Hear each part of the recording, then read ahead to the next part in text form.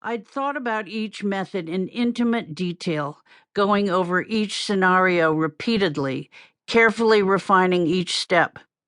I could see myself raising a pistol to my mouth and squeezing the trigger, leaning into a shotgun and squeezing the trigger, lowering myself into the freezing stream in the winter, or floating dead in the lake.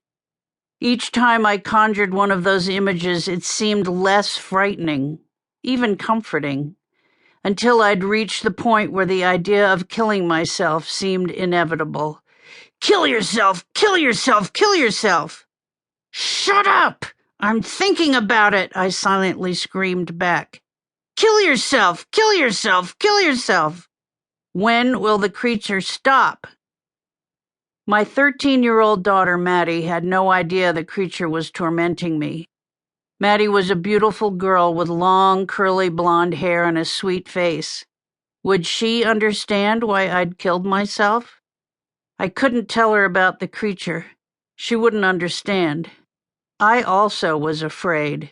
I didn't want to risk making the creature even angrier. Maddie had just walked to the main house to say goodbye to her grandparents.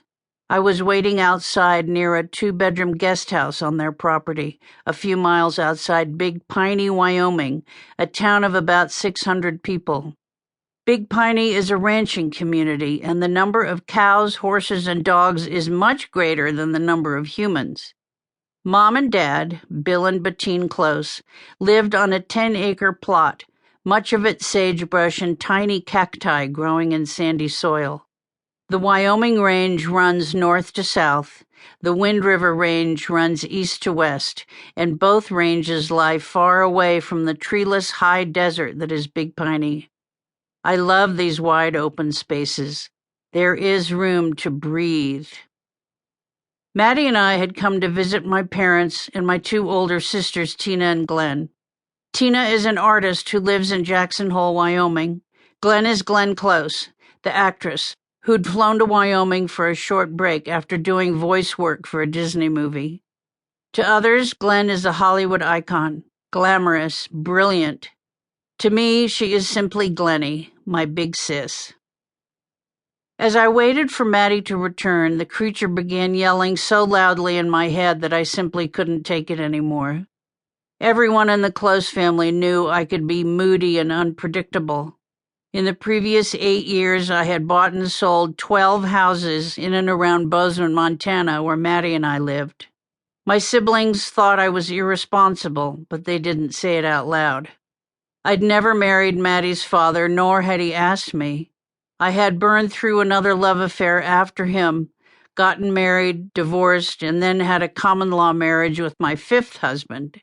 I justified the husbands by saying I could count them on just one hand, but I'd also left dozens of other lovers in my wake.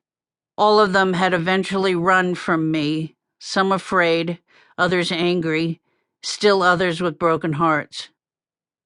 Over the years, my family came to expect a recurring pattern of behavior on my part, a seemingly random acquisition of new husbands' homes and cars. Sometimes Maddie enjoyed it when I was filled with manic energy. I remember waking her up one morning and driving to the Target store in Bozeman.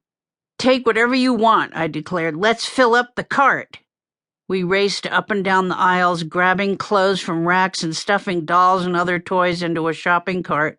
When I was manic, I was the fun and exciting mom.